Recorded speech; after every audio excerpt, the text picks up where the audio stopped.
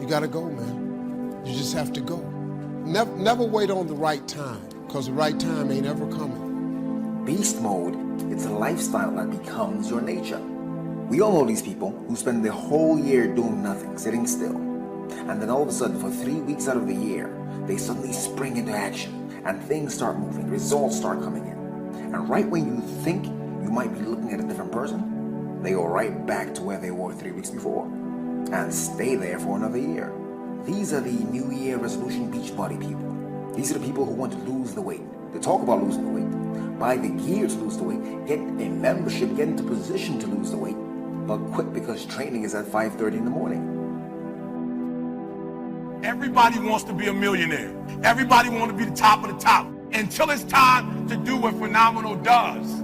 I'm not scared that some kid's gonna take my spot. If he does, he's gonna have to do it with sweat. He's gonna have to do it with tears. He's gonna have to do it with blood. He is going to have to get up at 2:30 in the morning. If he can get up every day at 2:30, he deserves to take my spot. Some people are taking your spot and they shouldn't take it, but because you're average, it's easy to take your spot. It's easy. It's easy to take that client before you get to him. It's easy. It's easy to beat you. Why? You average. But let me tell you something. Everybody wants to be a beast until it's time to do what beasts do. Right now is a time of year where you can really separate yourself. You can separate yourself from other people, your competition, but you can also separate yourself from where you are, from the standards you've set. You can separate yourself from your current position to a new position in your relationships, your money, your body, your business. If somebody's ahead of you, it's difficult to catch them when they're at full speed. It just is. It's difficult. They're in front of you. They're running full speed. You're chasing them down. It's difficult to catch at those times. But where you do catch people is during what I call separation seasons. And these are the seasons where some people begin to flinch. They get weak. They take time off. They relax. They get casual about their routine. Maybe they're not as sure about their standards as they once were. And when they do that, they flinch. Bam, you blow their doors off because you keep pushing and separate yourself during that time. This isn't just about competing against other people. It's separating yourself from where you currently are, which is what all of you want to do. It's called growing. You see, beast mode is about the hunt. And if you don't get that, if you don't understand that, then you'll think that you can just turn it on whenever you want. I've got to pass this class. Time to get into beast mode. I've got to get this promotion. Time to get into beast mode. That's not how it works. It's about the hunt. The hunt is what terrifies people. People don't even understand the hunt because it's primal. It's do or die. It's all or nothing. The hunt.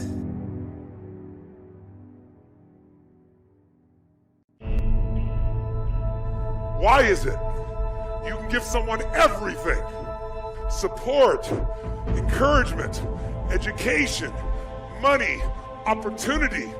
And the people you give the most to sometimes spend their life going in and out of rehab their whole life. And then you see people that life is just kicked in the teeth. People have been through any form of abuse, mental, emotional, physical, any. People that had no opportunity, who somehow developed the one factor that will separate you from all those people that talk a good game and make you one of the few who do. It's called hunger. See, if you look at Sir Richard Branson's a good friend of mine, Richard, this guy's as hungry today as when he was 16 years old, starting virgin in a crypt there in England. In his late 60s, he's got the same drive. The most important conversation is the one you have with yourself. You wake up with it, you walk around with it, you go to bed with it. Eventually, you act on it. Sometimes you act on it good, sometimes bad.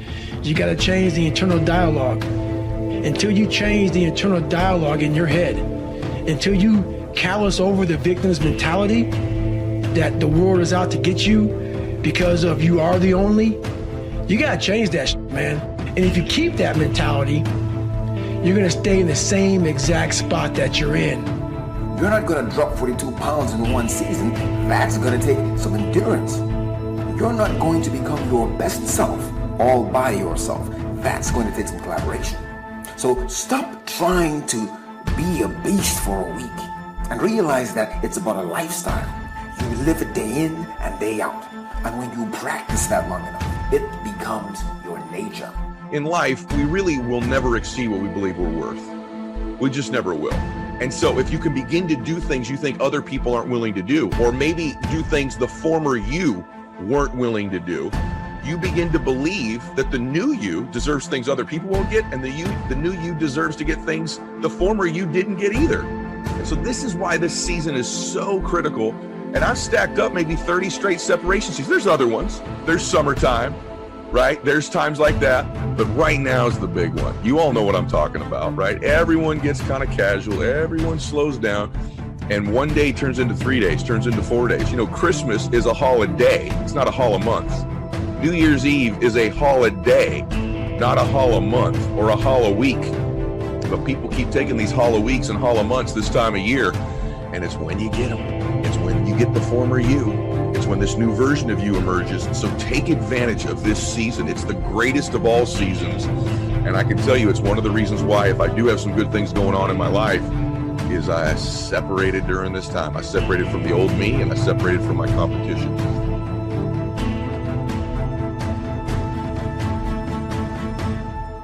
It takes both emotion and logic for you to reach your maximum potential, to really give everything you have and go beyond your limits.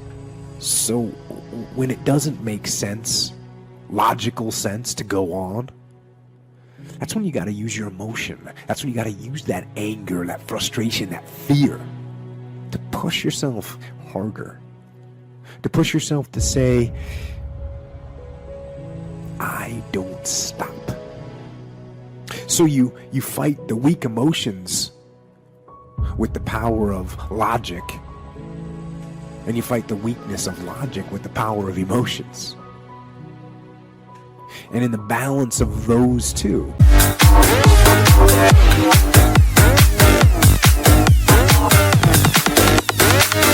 let me break it down.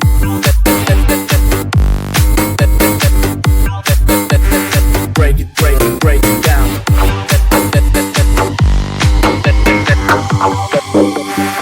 Để em được ngã lưng lên một chút.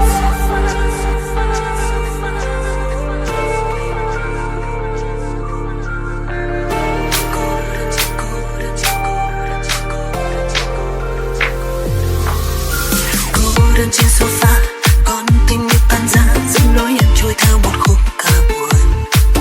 Giữa căn phòng ánh đèn chợt tắt, che đi giọt buồn sắp rơi. Cô đơn trên sofa, sao anh yêu cô ta, chẳng phải anh yêu em hơn cả anh mà. Để cho thanh xuân đèn chợt tắt, che đi giọt nước mắt. that's where you find the strength and the tenacity and the guts to say to yourself, I don't stop. It's a dogfight of skills and talents and luck and faith and circumstance and blessing and all that stuff. But just to get to the table, to get into the room, you have to believe you deserve to be there. The hard work part plays into shifting your identity. That over time, not even that long a period of time, when you're doing the things others are unwilling to do, you begin quietly to begin to believe that, oh, I deserve to be rewarded in ways these other people aren't going to be rewarded because I'm doing the things others won't do. And so the fastest way to change your identity, to change our belief, is just to flat get to work, to flat get there earlier, to flat leave later, to just make more calls, see more people, be more relentless, just pour ourselves into the work, because actually the hard work can in reverse impact our identity. And that's the key in changing your belief. So ask yourself this question honestly, in whatever business you're in. Have you done everything physically and mentally possible to get yourself to that table? If you've done everything you're capable of doing, if you've been relentless and ferocious and invested so much time, effort, and energy that inside you, you know you deserve to win. Or if you held something in reserve, if you've not really given it your best, if you kind of hoped you'd get a little bit luckier, well, it's that little bit of reserve you hold back that will ultimately keep you from sitting at the table of success. How would we start to strengthen our belief in that what we imagine is possible to turn it into reality? And there's 2 or 3 ways. One is to believe your own testimony. If you've done it before, why couldn't you do it again? If you've done it once, couldn't you do it the second time? Why not believe in your own testimonial?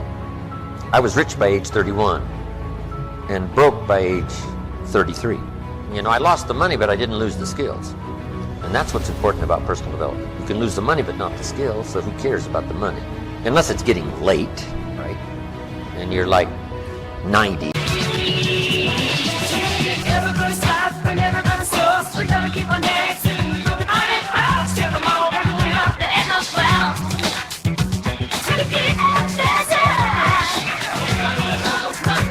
To the peace, we don't feel it for the big table.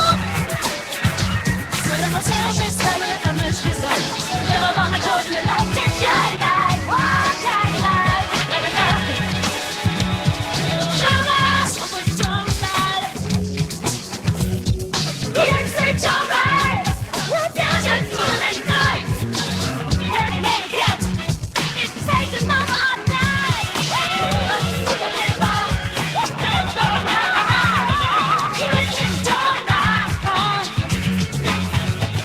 Let's keep it finished now.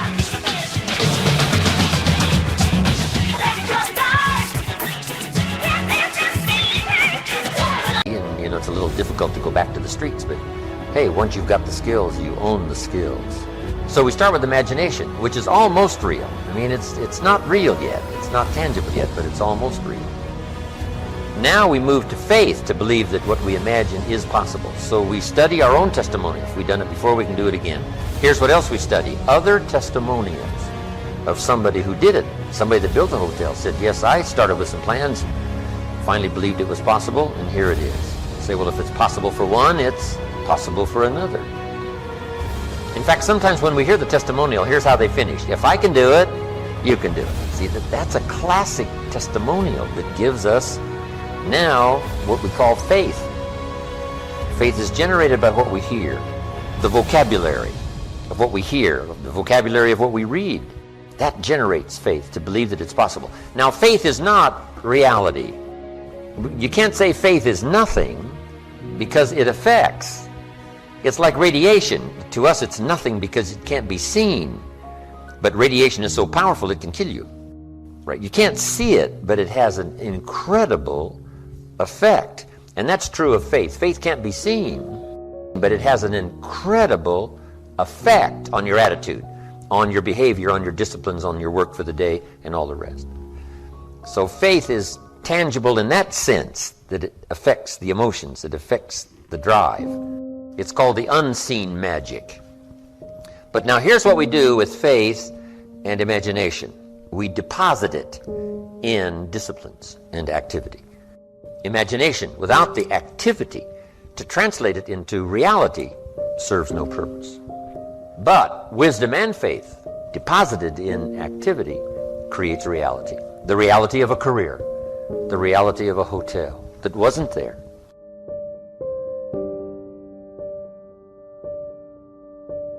See, if you wake up every day and you say you're not a morning person, you're doing a serious disservice to yourself. Because your attitude determines your altitude. A lot of your mornings start off bad because you've taken claim that you're not a morning person. Why would you not be a morning person?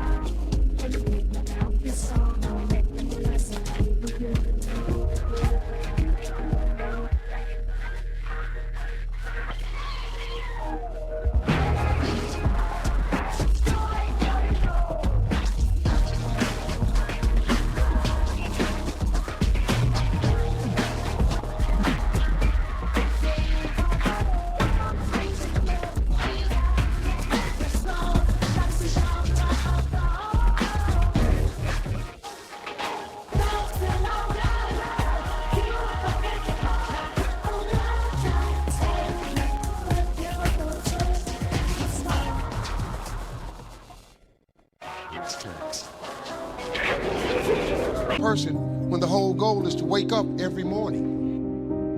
You got to be in the life-changing business. People have got to look at you like a light.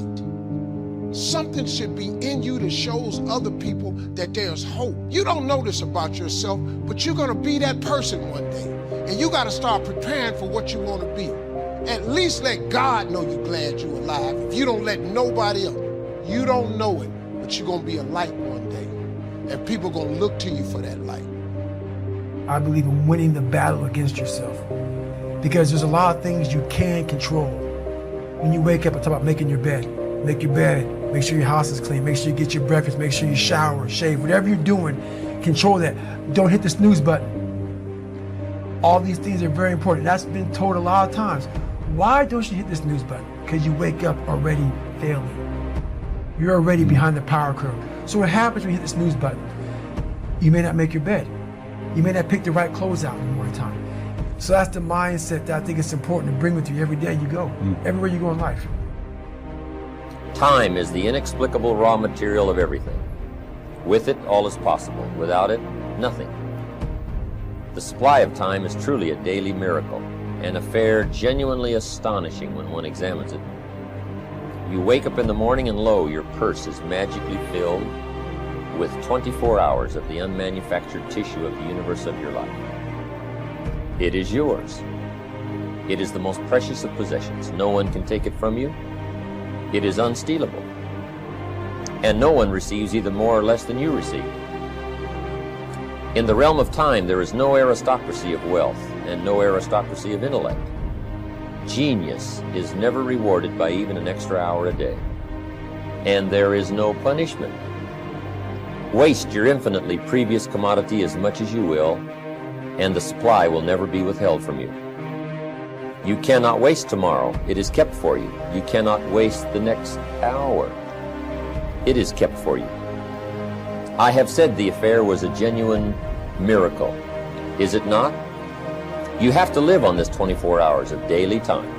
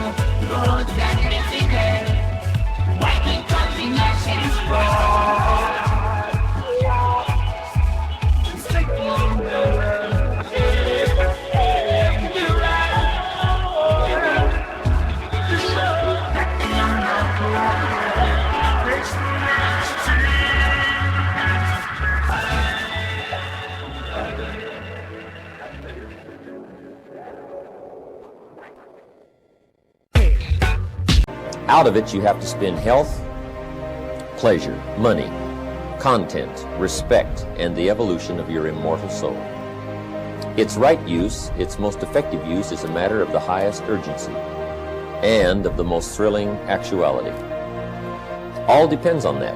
Your happiness, the elusive prize that you are all clutching for, my friends, depends on that. How do you have time for anything? How do you have time to dink around on Facebook? How do you have time to watch hours and hours of TV? How do you have time to do anything? It's simply because that's where you put the priority. So don't tell yourself you don't have time. Just say it's not important. And maybe it isn't, and that's okay. But if it is, make the time to get it done. If you do what is easy, your life will be hard. Complain, point at your circumstances, give up your power, blame the government. If you do what is easy, your life will be hard. But if you do what is hard, your life will be easy. It's hard to make a radical change in your behavior. It's hard to take ownership. It's hard to swallow the bitter pill that wherever you find yourself, at some point in time, you made an appointment to be there. That's hard.